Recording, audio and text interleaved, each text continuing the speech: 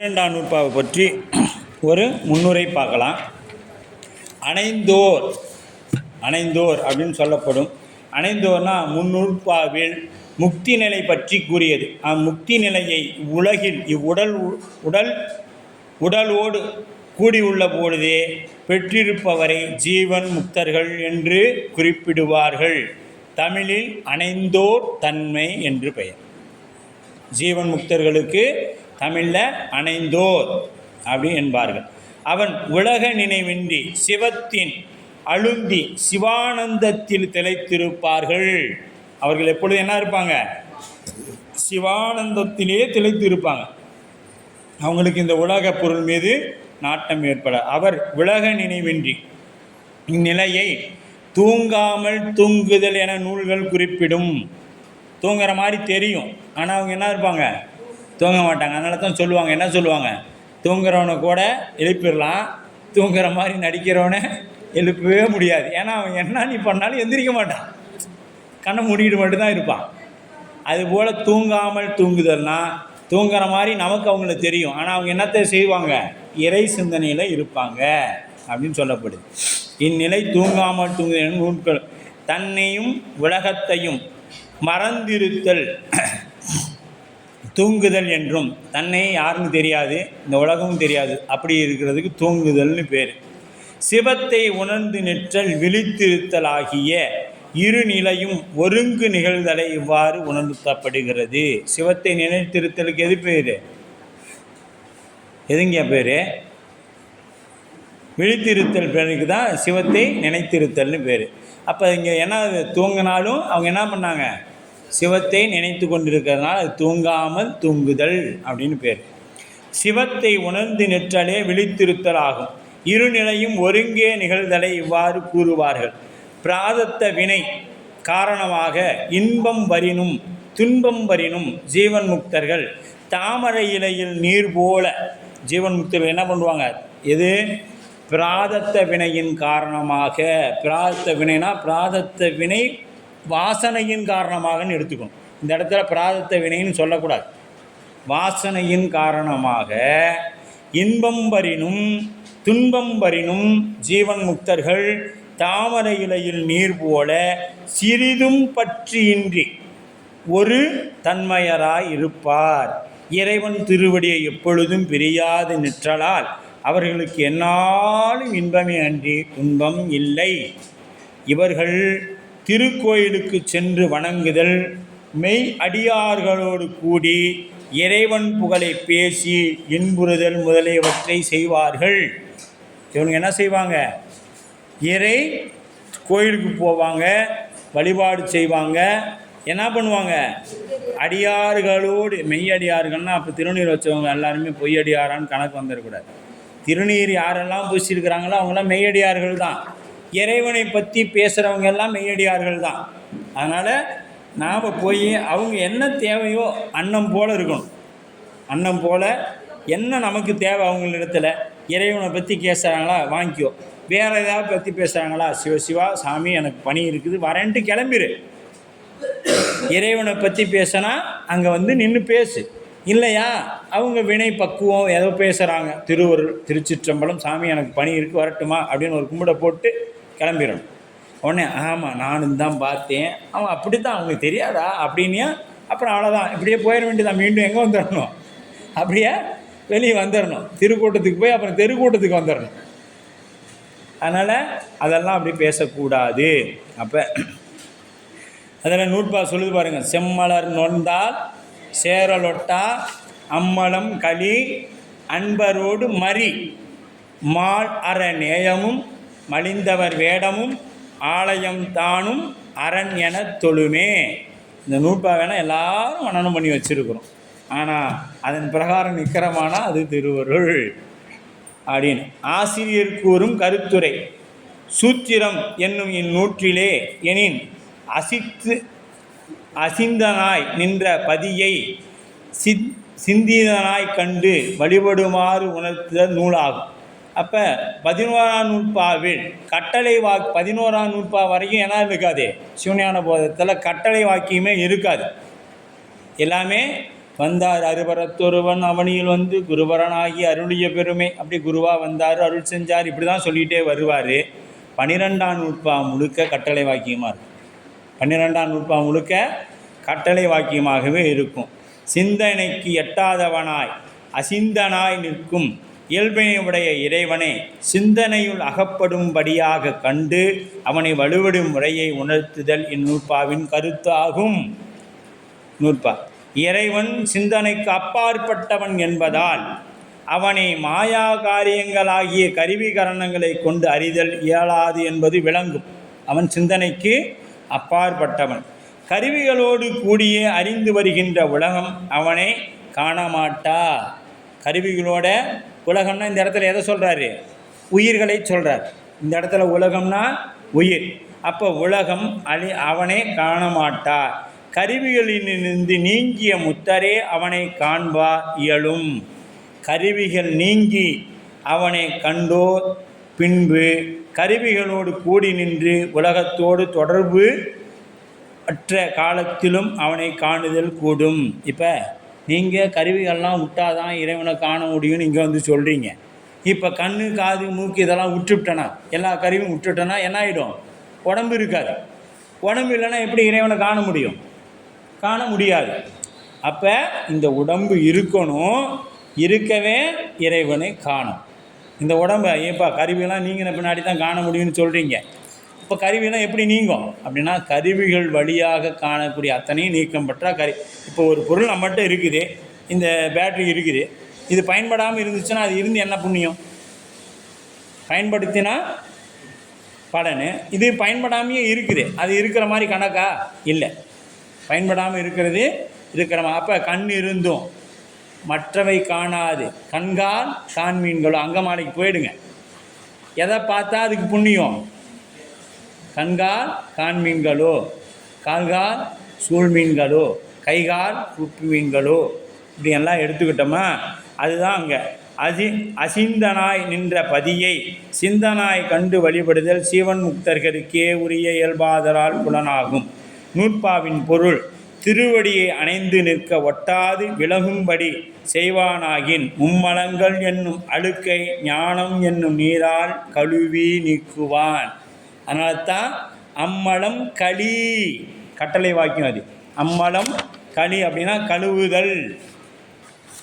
இதெல்லாம் தான் எடுத்துகிட்டு போயிட்டு என்ன பண்ணுறாங்க கிறித்துவர்கள்? பாவங்களை பரலோகத்தில் இருக்கிற பரமபிதா வச்சு கழுவுறோம் அப்படின்னு சொல்கிறாங்க. அப்போ கழுவுதல். அப்போ கழுவிட்டால் என்ன ஆகிடும் அந்த இடம்?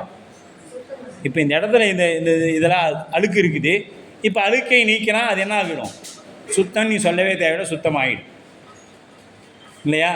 அதுபோல தன்னை போல அயரா அன்பினை உடைய மெய்யடியார்களோடு அரணா அயரா அன்பு அப்படின்னா தீராத அன்பு, அயராது உழைத்து சொல்கிறோம்ல, உகையாது உழைச்சிக்கிட்டே இருக்காயா, அது மாதிரி அயராது பாடுபடுறான் அப்படின்னா அவன் நல்லா இருக்கிறான். அதுபோல் அயரா அன்பின், அந்த அயரா அன்பினுடைய மெய்யடியார்களோடு கூடியிருந்து அவர்கள் திருவேடத்தையும் திருக்கோயிலில் உள்ள திருமேனிகளையும் சிவன் எனவே தெரிந்து அவற்றை வழிபட்டு வாழ்வான். ஜீவன் முக்தர்கள் என்ன பண்ணுவாங்க? கோயிலை கோபுரத்தை பார்த்த மாத்திரத்தில் அங்கேயே விழுந்து கும்பிடுவாங்க. எங்கே பார்க்குறாங்களோ கோபுரம் எங்கே தென்படுதோ அங்கேயுமே விழுந்து வணங்கணும். அப்போ எங்கேயா நான் எங்கள் வீட்டுக்கிட்டே கோபுரம் தென்படுது, ரோட்டில் வச்சுலாம் நாம் அங்கெல்லாம் கும்பிட வேண்டாங்க, கோபுரத்தை வந்து நின்று கும்பிட்டா பரவாயில்ல. நாம் தான் கும்பிட்றது இல்லையா, வரக்குள்ளேயே செல்ஃபோனு காதில் வச்சுட்டு வரோம். அப்படியா நேராக போகிறோம் கொடி பண்ணிவிட்டோம், அப்படியா அப்படின்ட்டு சுற்றி வந்து செல்ஃபோன் பேசிகிட்டே போயிடுறோம். சாமி கும்பிட்றது இல்லை, சாமியே கும்பிட்றது இல்லை. ஏன்னா நாமெல்லாம் ராஜாக்கள் காலத்தில் வாழ்ந்து வந்தோமோ அது தெரியும். ராஜாக்கள் வரும்பொழுது அங்கேருந்து துண்டு எடுத்து இடுப்பில் கட்டிட்டு இப்படி நிற்கிறது. இன்றைக்கி என்னென்னா எல்லாமே சுதந்திரங்கிற பேரில் நாம் சுதந்திரங்களை இழந்து நிற்கிறோம். நாம் யார் சுதந்திரமாக வாழணும் சொல்லுங்கள் பார்க்கலாம்? ஏதாவது ஒன்றுக்கு அடிமைப்பட்டு தான் வாழ்ந்துட்டு இருக்கிறோம். நாம் எந்த சுதந்திரம் பெற்றோம்? ஆன்மா சுதந்திரமாக வாழவே இல்லை, அதுக்கு சுதந்திரம் கிடையாது. எதையா ஒன்றை பற்றி நிற்கும். அதுபோல் திருக்கோயிலையும் இங்கே இப்போ நாம் என்னவா பண்ணணும்? திருக்கோயிலையும் அடியார்களையும் மொபைல் கோயில் எதுன்னு கேட்டால் அடியாருடைய வேடம் தான். இன்றைக்கி தான் வந்துருக்கு மொபைல் ஜுவல்லரி, மொபைல் மளிகை கடை, இதெல்லாம் எப்போ வந்துச்சு? இப்போ வந்துச்சு. நம்ம சாமி அப்போவே அறிமுகப்படுத்திட்டார். நடமாடும் படமாடும் கோயில் பரமற்கொண்டியில் நடமாடும் கோயில் நம்பர்கா நடமாடும் கோயில் நம்பர்கொண்டியின் படமாடும் கோயில் பகவர்க்கு ஆகும். அதாவது இது என்ன சொல்லுவாங்கன்னா, இதுவும் கிருபானந்த வாரியார் தான் சொல்லியிருப்பார். படமாடும் கோயில் பகவர்கொன்றியில் நடமாடும் கோயில் நம்பர்க்காக நடமாடும் கோயில் நம்பர்கொன்றியில் அது படமாடும் கோயில் பரமர்க்கா அப்படின்னா ரொம்ப எளிமையாக இந்த திருமந்திரத்துக்கு கிருபானந்த வாரியார் விளக்கம் சொல்லியிருப்பார். என்னென்னா, இப்போ அந்த பழக்கம் நம்மகிட்ட இல்லை. ஏன்னா எல்லோரும் வாட்ஸ்அப்பு அதை வச்சுக்கிட்டோம். ஒரு காலத்தில் என்ன பண்ணுவாங்க, தபால் எழுதுவாங்க, கொண்டு போய் தபால் பெட்டியில் போடுவாங்க. தபால் பெட்டியில் போட்டால் அந்த தபால்லாம் எடுத்து கொண்டு போய் ஒருத்தர் என்ன பண்ணுவான், ஹெட் போஸ்ட் ஆஃபீஸு தலைமை தபால் நிலையத்தில் கொண்டு போய் சேர்த்துவான். நாம் போடுற தபால் எப்படின்னா தலைமை போஸ்ட் ஆஃபீஸ்லேயே தபால் நிலையத்திலே போட்டோம்னா அது இந்த பெட்டிக்கு வருமா? வராது. இந்த பெட்டிக்கு வருமானா? வராது. அதுபோல தான் இங்கே இருக்கிற நீங்கள் கோயிலில் செய்கிறது எல்லாமே அடியார்களுக்கு போகாது, தலைமைக்கு போகாது. ஆனால் நேரடியாக அடியார்களுக்கு செஞ்சுன்னா அது இறைவனுக்கு வந்துடும். இறைவனுக்கு செய்தால் அது யாருக்கு வந்துடும்? சிவபெருமானுக்கு வந்துடும். அதுதான் படமாடும் கோயில் பரமற்கொண்டியில் அது நடமாடும் கோயில் நம்பருக்கு ஆகா. அது மொபைல் கோயிலுக்கு வருமானா? வராது. மொபைல் நடமாடும் கோயில் எது? அடியார் திருவேடம். அதுதான் நடமாடும் கோயில். அது படமாடும் கோயில், அது அங்கே நிலையாக இருக்கிற கோயில். இது நடமாடும் கோயில். சாமி என்ன பண்ணுறாருன்னா, ஏன் அடியார் வேடம் கொடுத்தாருன்னா, அதாவது இவன் கோயிலுக்கு வந்துலாம் சாமி கும்பிட மாட்டான், அடியார் வேடத்தை பார்த்து கும்பிட்டுட்டாச்சு அவன் ஏதாவது சாப்பிடட்டும், அப்படியாச்சும் புண்ணியம் வரட்டும்னு அடியார்களை அனுப்பிவிட்டார் சுவாமி. அதனால தான் நடமாடும் கோயில் நம்பர்கொண்டி நடமாடும் கோயில் நம்பருக்கு கொடுத்தீங்கன்னா அது எங்கே போகுமா? படமாடும் கோயில் பரமருக்கு ஆகும், சிவபெருமானுக்கு போயிடும், நேராக அங்கே போயிடும். ஆனால் அங்கே போய் தலைமை அலுவலகத்தில் போட்டால் தபால் பெட்டிக்கு வராது. தபால் பெட்டியில் போட்டால் அது தலைமை அலுவலகத்துக்கு போயிடும். அதுதான் இங்கே நம்ம வீட்டில் இருக்கிற தபால் பெட்டி எது? நடமாடும் கோயில் அடியார் பெருமக்கள். அது எங்கே போயிடும்? தலைமை தபால் நிலையத்துக்கு போயிடும். நீ நேராக கொண்டு போய் தவணை அது இங்கே வராது, அங்கேயே தான் இருக்கும். இங்கே கொடுத்தீங்கன்னா பலன் ரொம்ப நிறைய கிடைக்கும், அங்கே கொடுத்தா ஒரு பலன், அவ்வளோதான். அப்போ அடியவருக்கு அன்பினால் அடியவருக்கு அன்பிலார். யாருக்கு அன்பிலார்? ஈசருக்கு அன்பிலார். சிவஞான சித்தியார் சொல்லும், நீ சிவபெருமானிடத்தில் அன்பு இருந்தால் அடியாரிடத்தில் அன்பு இருக்கும். அது இன்னும் எளிமையாக நமக்கு சொல்லணும்னா, நமக்கு பிடித்தமான ஒருத்தங்க அவங்க பார்த்தீங்கன்னா, இப்போ உதாரணத்துக்கு மனைவி எனக்கு ரொம்ப பிடிக்குதுன்னு வச்சுக்கோ, அவங்க அப்பாவுக்கு ஒன்றுனா நான் ஓடி போய் பார்ப்பேன். அச்சோ எங்கள் அப்பா, ஏன்னா இவங்களுக்கு பார்க்குற மாதிரி அவங்க அப்பாவுக்கு ஓடி போய் பார்ப்பேன். ஏன்னா அவங்க அப்பாவுக்கு பார்க்குறதுனால என்ன ஆகும், இவங்க பரவாயில்ல நம்ம அப்பாவை நல்லா பார்த்துக்கிறாங்க அப்படின்னு நினைப்பாங்க. பொண்டாட்டி மேலே அன்புனா அவனுக்குலாம் அப்படி தான் வேணும், கை உடையணும் கால் உடையணும், சொல்லுவோமா இல்லையா? அவன் இப்போ உன்னை பெற்று போட்டதுக்கு அவனை அப்படி ஆகணும், சொல்லுவோமா? அது மாதிரி அப்போ எதனால் அப்படி சொல்கிறோம்? மனைவி மேலே நமக்கு அன்பு இல்லை, அதனால் மாமனார் கால் உடைஞ்சாலும் கை உடைஞ்சாலும் அவனுக்கு அப்படி தான் வேணும் உன்னை பெற்றதுக்கு அப்படின்னு சொல்கிறோம். மனைவி மேலே அன்பு இருந்துச்சா, இப்படி ஒரு மனைவி எனக்கு கொடுத்ததுக்கு உனக்கு எல்லாமே செய்யலாங்க அப்படின்னு சொல்லி ஓடி போய் செய்வோம். அப்போ மனைவியில் இருக்கிற அன்பு தான் அங்கே வெளிப்படுதே ஒழிஞ்சு அவர் மேலே இருக்கிற அன்புனால நம்ம மனைவி பார்த்துக்கணும். புரியுதா? விளங்கிடும் இப்போ. அதனால் அடியாருக்கு அன்பிலார் ஈசற்கு அன்பிலார். இப்போ அடியார்கிட்ட அன்பு இல்லை. இப்போ அடியார் பார்த்தோன்னே இதில் இன்னும் இன்னும் நல்லா தெரியணும் அப்படின்னா, இப்போ நாம் 8ஆம் மன்னிக்கணும் 9:10 பார்த்தோம். என்னென்னா, ஒரு சுவரில் சித்தர் அந்த கல்லை கண்டா நாயை காணும், நாயை கண்டா கல்லை காணும் அப்படின்னு ஒரு பழமொழி உண்டு இல்லையா? அப்போ கல்லுன்னு பார்த்தோம்னா அது என்ன தெரியாது, நாயாக தெரியாது, நாயின்னு பார்த்தோமா கல்லாக தெரியும். இப்போ திருவேடத்தில் இருக்கக்கூடிய ஒருவரை சிவம்னு நீங்கள் பார்த்தீங்கன்னா அந்த வேடதாரி தெரிய மாட்டான். இப்போ மகேஸ்வரி அம்மா இருக்கிறாங்க, திருவேடத்தில் இருக்கிறாங்க, அது எனக்கு என்ன தெரியும்னா, பரவாயில்ல சுவாமி அவங்க திருநீரை கொடுத்துருக்குறாங்க, திருநீரை போட்டிருக்கிறாங்க, உருத்தராக அணிஞ்சிருக்கிறாங்க, பெருமானே அப்படின்னு கும்பிட்டோம்னா அவங்க மகேஷ் அம்மான்னு தெரிய மாட்டாங்க. எனக்கு மகேஷ் அம்மான்னு பார்த்தோன்னா அந்த வேடம் தெரியாது. இவங்களா டீச்சராக இருக்கிறாங்க, மாதம் 1 லட்ச ரூபா சம்பளம் வாங்குகிறாங்க, வேலையை விட்டு நின்றுட்டாங்களா 50,000 ரூபா பென்ஷன் வரும், இதெல்லாம் என்ன தான் பண்ணுவாங்க அப்படின்னு நினச்சேன்னா அங்கே சிவம் தெரியாது. புரியுதுங்களா? சிவம் தெரிஞ்சிச்சுன்னா அம்மா தெரிய மாட்டாங்க. அப்போ நமக்கு என்ன தெரியணும் அப்படின்னு பார்த்தீங்களா, யாரை திருநீர் வச்சவங்க நீங்கள் உருத்தராகமே பார்க்காதீங்க. அதனால தான் நெத்தியில் நிறைய திருநீர். திருநீரை பார்த்த மாத்தனை சிவ சிவா பெருமானே. இன்னும் நம்ம பெரிய புராணத்துக்கே வரலாம். சேரமான் பெருமான் வந்தார். எங்கே யானை மேலே வராரு, பட்டத்து யானை மேலே வராரு. ஒரு வண்ணான் ஓர் மண்ணோடு வரான். வந்தவொடனே அங்கேருந்து இறங்கி கொடுக்கணும்னு வந்து விழுந்து கும்பிட்டார். வாரா வேடம் நினைப்பித்தி. அவன் சொன்னான், சாமி நீ திருநீர் நினச்சி கும்புற, நான் திருநீர் பூசலை. இது வந்து ஓர் மண்ணு அழுக்கெல்லாம் போட்டுலாம் இருக்குது. அதனால் என்ன பரவாயில்லப்பா, எனக்கு வாரா வேடம் நினைப்பித்தி, எனக்கு திருநீர் வேடத்தை நினைவுபடுத்துகிறேன், அதனால் உன்னை கும்பிட்டேனார். அவங்களுடைய அன்பு எங்கே இருக்குது, நம்மளோட அன்பு எங்கே இருக்குதுன்னு பார்த்துங்க. நம்ம வேடத்தை பார்த்தாவே அதை விமர்சனம் செய்கிறோம். அவன் அப்படி தெரியுமா, அவன் நேற்று அங்கே தெரியுமா அப்படின்னு போட்டுடுறோம். ஆனால் அவர் என்ன பண்ணார், திருநீரே பூசலை அந்த வண்ணான். உவர்மண்ணை பார்த்தார் உடம்புல, பார்த்த மாத்திரத்தில் வாரா வேடம் நினைப்பித்துன்னு வந்து விழுந்து கும்பிட்டார். சிவமாவே நினச்சி கும்பிட்டார். அவருக்கு இறைவன் என்ன பண்ணிட்டாரு, சுந்தரருக்கு முன்னாடி அங்கே கூப்பிட்டு உட்கார வச்சுக்கிட்டார். வா குரு பக்தி. நம்மளை பார்த்தோன்னே, நல்லவன் வரான்டா நந்தி, நல்லா கேட்டம் பண்ணா, 10 பூட்டு போட்டு பூட்டிடுறேன், அவன் எத்தனை பூட்டு போட்டாலும் வந்துடுவான்னுட்டார் நம்மளே பார்த்தோம். ஏன்னா நம்ம வேடத்தை எவ்வளவு இழிவு செய்யணுமோ அவ்வளோ இழிவு செய்கிறோம், அவ்வளோ இழிவு பண்ணி கொண்டு இருக்கிறோம். வேடங்கள் வேடதாரியை தான் பார்க்குறோமே ஒழிஞ்சு நம்ம திருவேடத்தை காண்றதே இல்லை.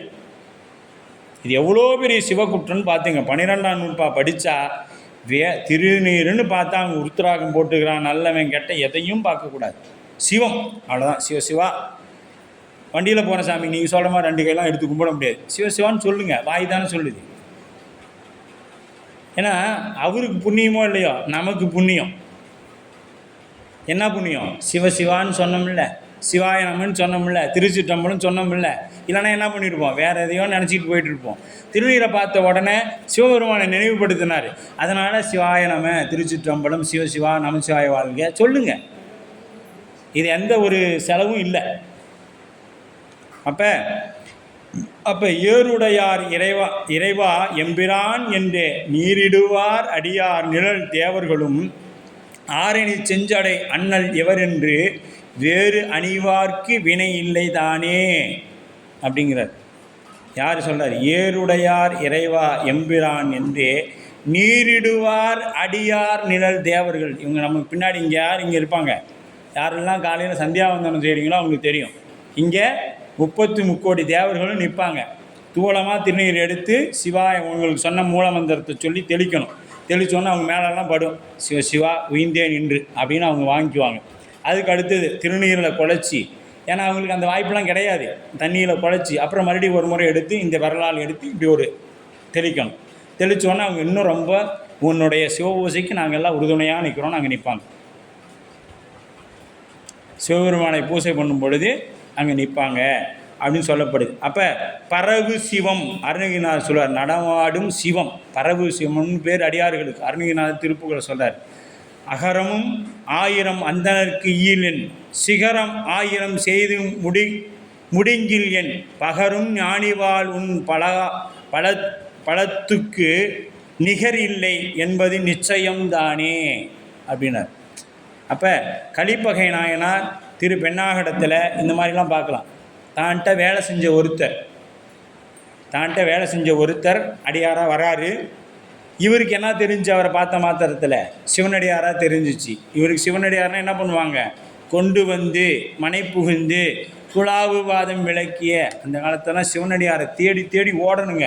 திருநீர் வச்சவங்களை பார்த்தா நான் தேடி போய், ஐயா வாங்க எங்கள் வீட்டில் உணவு எடுத்துக்குங்க, அன்னம்பாளி பண்ணிவிட்டு போங்க, இங்கே நீங்கள் வாங்க அப்படின்னு சொல்லி அன்பாக கூட்டிகிட்டு வந்து, இது தாங்க சிவன்பால் வைக்கிற நம்ம அன்பு.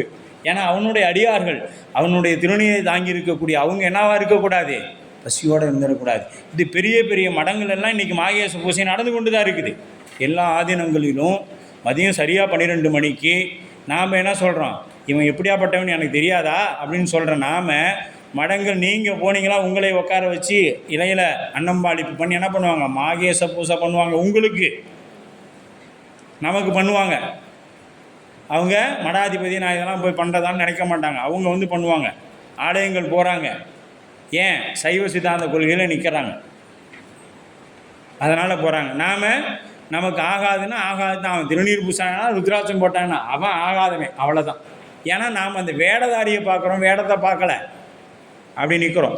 அப்போ ஏறு உடைய அப்போ பரவும் சிவன் அகம் 1000 அந்தனருக்கு ஈலன். இவா 1000 அந்தனருக்கு கொடுக்கறதும் ஒன்று தான். சிகரம் 1000 செய்திலேன், 1000 கோயில் கட்டினாலும் ஒன்று தான். எது?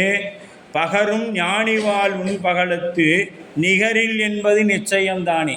பகலில் உச்சி காலத்தில் ஒருவருக்கு 12 மணிக்கு மாகேச பூசை பண்ணனா 1000 கோயில் கட்டினது 1000 அந்தனருக்கு போட்ட புண்ணியம் உனக்கு கிடைச்சோம் அப்படின்னு சொல்லப்படுது. இதெல்லாம் தெரிஞ்சு தான் என்ன பண்ணார் நம்ம கலிப்பகை நாயனார். தன்னிடத்தில் பணி செய்த ஒருத்தர் தான் வீட்டுக்கு வரார். வந்த மாத்திரத்தில் அவர் பாதங்களை, ஒரு அடியார் நம்ம வீட்டுக்கு வந்தால் பாத பூசை பண்ணணும். கொண்டு வந்து மனைப்பு வந்து குலாபு பாதம் விளக்கிய மன்று காதலின் ஆதனத்திடை வைத்து அர்ச்சனை செய்த பின் அவர், சுவாமி நீங்கள் பரவாயில்ல, நிறைய சிவபூசை, நிறைய திருநீர் பூசியிருக்கிறீங்க, நிறைய புண்ணியம் பண்ணிக்கிறீங்க, உன்னை பற்றி எனக்கு தெரியாதா, நேற்று நீ அங்கே தெரிஞ்சுட்டு இருந்தேன், இன்றைக்கி திருநீர் பூசிட்டு வந்து இங்கே உக்காந்துட்டேன் அப்படின்லாம் சொல்லக்கூடாது. அப்போ பரவாயில்ல சுவாமி உங்களுக்கு திருநீர் நிறைய கொடுத்துருக்கிறார், இறைவனை சிந்திக்கிறீங்க, கொஞ்சம் உணவு எடுத்துக்கிட்டு ஓய்வு விடுங்க அப்படின்னு சொல்லி அன்பா அவர்கிட்ட கொண்டு வந்து மனைப்பு வந்து குலாவு பாதம் விளக்கிய மன்று காதலின் ஆதனத்திரை வைத்து அர்ச்சனை செய்த பின் உண்டி 4 விதத்தில் 6 சுவை. நம்மகிட்ட இருக்கிற ஆகாது புறம் அவங்களுக்கு போடக்கூடாது. நம்மகிட்ட எது உயர்வாக இருக்குதோ அதை தரணும். அவங்களுக்கு நமக்கு என்ன பிடிக்கும் நல்லதாக அதுவும் செய்யணும். அவங்களுக்கு என்ன பிடிக்கும், சாமி தங்களுக்கு என்ன பிடிக்கும் அதை நான் கொஞ்சம் டைம் காலம் கொடுங்க, நான் உங்களுக்கு அதை சிறப்பாக செய்து கொடுத்துட்றேன்னு சொல்லிவிட்டு என்ன பண்ணணும், அவர் என்ன கேட்குறாரோ அதை செய்யணும். அதானே சிறுதொண்ட நாயனார் செஞ்சார். சிறுதொண்ட நாயனார் என்ன பண்ணார், எல்லாம் ஒரு பையனாக இருக்கணும் எல்லாத்துக்கும். ஏன்னா அடியாருக்கு உணவிடாமல் அவர் சாப்பிட மாட்டார். அன்னைக்குன்னு பார்த்து இவர் இப்போ வருஷத்தில் ஒரு டைம் சாப்பிட்றவர் வந்துட்டார். 6 வருஷத்துக்கு 12 வருஷத்துக்கு ஒரு தடவை சாப்பிட்றவர். என்ன பண்ணுறது, காபாலி வடிவத்தில் வந்துட்டார். மாமிசம் தான் சாப்பிடுவேன் சானே, நான் இந்த மாமிசம்லாம் சாப்பிட மாட்டேன், நர மாமிசம் தான் சாப்பிடுவேன்ட்டார். சரி அதுவும் தரேன்ட்டார், அதுவும் தரேன். அப்புறம் அதுக்கு பின்னாடி ஒரே பையனாக இருக்கணும், வீட்டுக்கு ஒரே பையனாக இருக்கணும், 5 வயதுக்குள்ளே இருக்கணும். எத்தனை கண்டிஷன் போடுறாரு. நாமளாக இருந்தால் நீ முதல்ல எந்திரிச்சு போயா, நீலாம் ஒரு அடியான்னு வந்துட்டேன் சொல்லுவோமா சொல்ல மாட்டோம். இங்கே நாம் வந்து இருக்கிறத ரேஷன் அரிசி தான் எங்கள் வீட்டில் இருக்குது, சாப்பிடலாம் போ அப்படின்னு சொல்லிடுவோம். ஆனால் அவர் எதுக்கு எடுத்தாலும் மண்டே ஆட்டுறாரு. சரிங்க சாமி இப்போ 5 வயசு பையன், சரிங்க சாமி. அம்மா பிடிக்கணும், சரிங்க சாமி. அப்பா அறுக்கணும், சரிங்க சாமி. குழந்தை அழுகக்கூடாது, அதுக்கும் சரிங்க சாமி. இத்தனையும் சொல்லிவிட்டு எல்லாம் செஞ்சு விட்டார். இந்த தலைக்கறி கசக்கும், அது ஆட்டுக்கறியாக இருந்தாலும் அதுதான், எந்த கறியாக இருந்தாலும் தலையை தனியாக எடுத்து வச்சுருவாங்க. அது மாதிரி இதுக்கு தலையை தனியாக எடுத்து வச்சுட்டாங்க. அது பாருங்க சகுந்தலைன்னு அந்த அம்மா, சகுந்தலான்னு வேலைக்கார அம்மா, அவங்களுக்கு எவ்வளோ புண்ணியம் இருக்கும் பாருங்கள். வந்து இத்தனை கேட்டாங்க, தலையை விட்டுருவாங்க என்ன, அந்த அம்மா தலையை வெட்டி சமைச்சு வச்சுட்டாங்க. கொண்டு போய் குப்பையில் வச்சுட்டுவான்னு குப்பையில் போட்டுவான்னு அந்த அம்மா அதை வெட்டி சமைச்சு வச்சுட்டாங்க. நினச்சி பாருங்கள், நாம் இந்த ஒரு பிராணத்தை ரொம்ப நகைச்சுவையாக சிந்திக்கிறோம். அந்த தாயும் தந்தையும் எவ்வளோ சிறுதொண்ட நாயனார் பதறி போயிருப்பார். ஒன்றும் இல்லைங்க, இந்த செல்ஃபோனை விட்டு நாங்கள் போயிட்டோன்னா, அச்சோ என் செல்ஃபோனை காணுமே ஒரே பதறன்னு பதறோம்.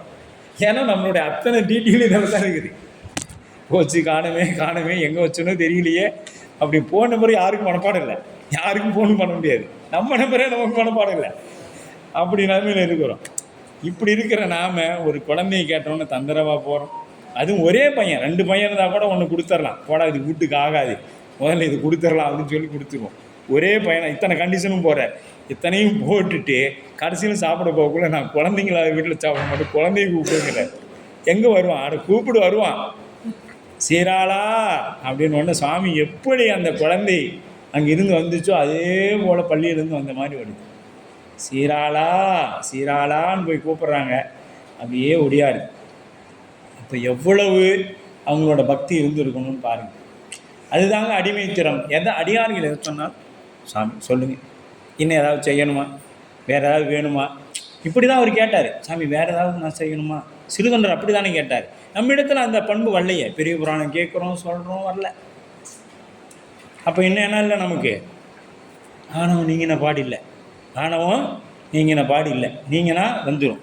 அப்போ இவர் வராரு, வந்த உடனே தான்ட்ட வேலை செஞ்சவன் தானேன்னு அந்த அம்மா நினச்சிக்கிட்டாங்க, வேறு ஒன்றும் பண்ணலை. இவர் திருவடிக்கு நீர் ஊற்றுறாரு, அந்த அம்மாவை என்ன பண்ணணும், கழுவணும், கழுவி பொட்டு வைக்கணும். அந்த அம்மா அதை செய்ய குனியறதுக்குள்ளேயே வாள் எடுத்து கையை வெட்டிவிட்டார். ஏன்னு கேட்டால், நீ காலதாமதம், ஏன்னா நீ அவன் நம்மகிட்ட வேலை செஞ்சவன்னு நினச்ச பற்றியா, அதனால் கையை வெட்டிவிட்டார். இந்த பக்தி எங்கே இருக்குது, நம்மளோட பக்தி எங்கே இருக்குது? அடியாருக்கு காலதாமதம் தான் ஆயிடுச்சு. ஏன்னா அந்த எவ்வளோ நேரம் நினச்சிருக்கு போகுது, இவன் நம்மகிட்ட வேலை செஞ்ச மாதிரி தெரியுது, இவ்வளோ தான் நினைத்த நேரம் என்னவோ இவ்வளோ தான். அதுக்கு என்ன ஆயிடுச்சு, ஒரு கையே போயிடுச்சு. அப்போ நினச்சி பாருங்கள், அவர் அடியார் மீது அந்த அன்பு வேணும். அடியார் மீது நமக்கு என்ன வேணும், இந்த அன்பு வேணும். அதை இறைவன்கிட்ட கேட்டு வாங்கணும். நாம் வேறு எதையும், இதை வாங்கிட்டோம்னா நமக்கு என்ன வேணும் அத்தனையும் தருவார். உங்களையும் நாயனார் என்னத்தை கேட்டார், சாமி உனக்கு உங்களையும் போடணும்னு கேட்டார். வேறு எதையாவது கேட்டாரா? இல்லையே. கண்ணப்பர் என்ன பண்ணார், அது நாமளாக தான், அதெல்லாம் சிலை, நீ போய் அதுக்கு கண்ணில் ரத்தம் பாதுகாக்கணுமா, சோத்தை வைக்கணுமா, போடணுமான்ட்டு போயிட்டே இருக்கும். ஏன்னா நம்ம அறிவு அவ்வளோதான். கண்ணப்பருக்கு பார்த்தாரு, சாமி இவ்வளோ பெரிய வனத்தில் தன்னந்தனியாவா இருக்கிறீங்க அப்படின்னு போய் கேட்டார் இல்லையா? அப்படி மெய்ப்பொருள் நாயனார் நம்மளே ஒருத்தர் அடிச்சுட்டா, இவனை பாரு என்னை அடிச்சுட்டான், திருநீர் வச்சவன் ஒருத்தர் நம்மளை அடிச்சுட்டாருன்னா என்ன பண்ணுறோம், என்னை அடிச்சுட்டான்ல பார்த்துக்கலாம் விடு, இவன் எப்படி பொழைச்சறான்னு நம்ம இந்த ஊரில் அப்படின்னு சொல்லி நம்ம நிற்கிறோம். மெய்ப்பொருள் நாயனார் என்ன பண்ணார், தத்தா நமர், இவன் நம்மால் நம்ம சாமியோட திருநீரை பூசியிருக்கிறான், பத்திரமா ஊர் எல்லையில் தீங்கு இல்லாமல் கொண்டு போய் விட்டுடுவான், அது வரைக்கும் உயிர் அப்படியே நிற்குதுங்க. மெய்ப்பொருள் நாயனாருக்கு தத்தன் ஊர் எல்லையில் விட்டுட்டு வந்துட்டேன்னு சொல்கிற வரைக்கும் அந்த உடம்புல உயிர் தங்கி நிற்குது. அப்போ அந்த வேடத்தின் மீது அவர் எவ்வளவு அன்பு வைத்திருந்தால் அந்த இப்போ நாம் மண் மேலே வச்சுக்கிட்டு என்ன பண்ணோம், மண்ணை கரைச்சி ஊற்றினாலும் 4 நாள் இழுத்துட்டு போக மாட்டேங்குது சொல்லுவாங்க. ரொம்பமாக இழுத்துது. உங்கள் ஆயாக்கு என்ன பிடிக்கும்பா, அது எப்போ பாரு காட்டிலேயே தான் அங்கே போய் இங்கே போய் புள்ளெல்லாம் பிடுங்கும். அப்போனா போய் மண்ணை கொஞ்சம் எடுத்தது கரைச்சி ஊற்று, அப்புறம் ஊற்றின எடுத்தால் அப்படியே நிற்கும், இல்லைன்னா அது அப்படியே எப்படின்னுட்டே இருக்கும், போய் சேராது இல்லையா? அது மாதிரி தான் நமக்கெல்லாம் இனிமேட்டு செல்ஃபோனை தான் கரைச்சி ஒரு மிக்சியில் போட்டு அடைச்சி ஊற்றினா தான் நம்மளாம் போவோம், அது வரைக்கும் போக மாட்டோம். ஏன்னா அது எங்கே வரமாட்டேங்குது, எனக்கு ஃபோன் வரதாட்டுக்குது, உயிர் போகலோடு ஃபோன் வரதாட்டுது அப்படின்னு தான் நாம் நிற்குவோம், இழுக்கு கூட அப்படி நமக்கு போயிட்டுருக்கோம். அப்போ இந்த புகழ்ச்சோழ நாயனார், மெய்ப்பொருள் நாயனார், சத்திய நாயனார் திருவேடத்தை யாராவது தப்பாக பேசிட்டீங்கன்னா ஒரு இடிக்கு மாதிரி வச்சுருப்பார், நாக்கு பிடிச்சிக்குவார், கத்தியில் அறுத்துடுவார். ஏன்டான்னு கேட்டால், இதெல்லாம் தப்பு இல்லையான்னு கேட்டால், நீ வேற. அவர் என்ன சொல்கிறாருன்னா, அடியாரை தப்பாக பேசுனா நாக்கில் புற்றுநோய் வந்துடும், பின்னாடி அவன் சிரமப்படுறதுக்கு அவனை இப்போவே நான் சிரமப்படாமல் பண்ணுறேங்கிறார். பின்னாடி அவனுக்கு வாயில் புற்றுநோய் வந்துடும், அது வராமல் இருக்கிறதுக்காக நான் இப்போ நாக்கு அறுத்துனா அவனுக்கு வராது இல்லை அப்படின்னு சத்திய நாயனார் பண்ணாராம். எப்படி பண்ணார், அடியாரை தப்பாக பேசுனா என்ன ஆகிடும், வாய் அழுகி போயிடும். ஒரு அடியாரை பற்றி நம்ம தப்பாக பேசக்கூடாது, இதெல்லாம் கேட்டுட்டு தான் பேசணும். இதெல்லாம் கேட்டுட்டு தான் நம்ம பேசுவோம். அவன் முதல்ல ஒழுக்கமாகறானா அப்படின்னு பேசுவோம், இதெல்லாம் சொல்லப்படுது.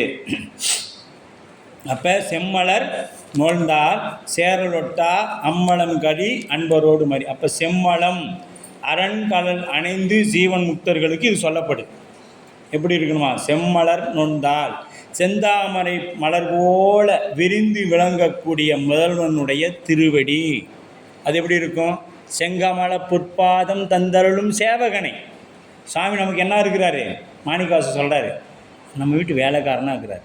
இல்லங்கள் தோறும் எழுந்தருளி செங்கமல பொற்பாதம் தந்தருளும் சேவகனை. எல்லா வீட்டுக்கும் வராரு, மார்கழியும் எல்லா நாளும் வந்து, எப்பா கொஞ்சம் ஏதாவது கொஞ்சம் போட, என்னத்தை கொஞ்சோண்டு போட, ஏன் போடவே மாட்டேங்கிறேன், நானும் தினைக்கும் வந்து கேட்குறேன், கொஞ்சமாச்சும் போடலாம்னே, என்ன கொஞ்சம் கூட மனசு இறங்க மாட்டேங்கிறேன் அப்படின்னு தினைக்கும் சாமி இல்லங்கள் தோறும் கேட்குறேன். செங்கமல பொற்பாதம் தந்தருளும் சேவகனை அங்கன் அரசை அடியோங்கட்காரமுதை எங்கள் பெருமானே பாடி நலந்திகளை பங்கைய பூம்பனல் பாய்ந்து ஆடேலோர் எம்பாவாய் அப்படின்னு.